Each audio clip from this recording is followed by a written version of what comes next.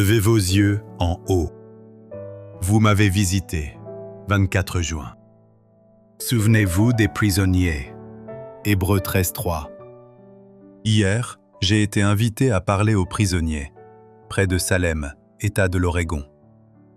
Sœur Jordan, une très aimable femme dans la foi, m'a prise dans sa voiture. Je fus surprise de trouver une aussi belle assemblée d'hommes intelligents. Que c'est triste.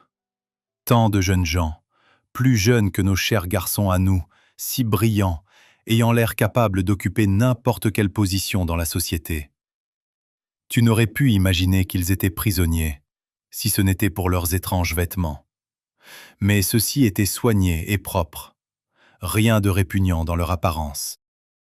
Le directeur nous fit entrer. Puis, au son de la cloche, les lourds verrous de fer furent tirés à grand bruit, et 150 prisonniers se pressèrent hors de leurs cellules.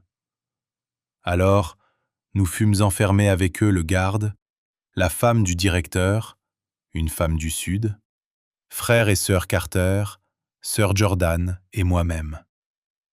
Il y avait un orgue. L'organiste était un jeune homme, un excellent musicien, qui promettait, et pourtant, oh, quelle tristesse, un détenu. Je commençai à prier, et toutes les têtes se baissèrent. Ils chantèrent encore, puis je leur adressai la parole. Ils écoutèrent avec l'attention la plus soutenue, tandis que je leur parlais sur ce texte.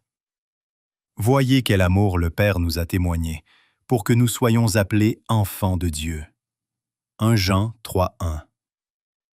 Je leur présentai alors le péché d'Adam, sa chute et le don de Dieu pour racheter l'échec d'Adam.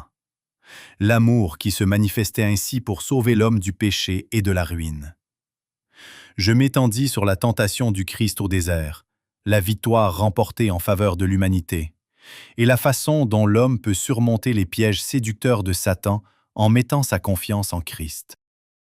Je parlais quelques instants de la nature du péché, transgression de la loi, et comment par la repentance envers Dieu et la foi en notre Seigneur Jésus-Christ, le pécheur peut être sauvé, obtenir un salut total et gratuit. Mais il n'est pas sauvé par les mérites du sang du Christ s'il continue à transgresser la loi du Père. Le Christ est mort pour prouver au pécheur qu'il n'y a pas d'espoir pour lui tant qu'il persiste dans le péché. L'obéissance à toutes les exigences de Dieu est son espoir de pardon à travers le sang du Christ. Je m'étendis sur la grande récompense qui doit être remise à celui qui finira par triompher l'incorruptible couronne de vie placée sur son front.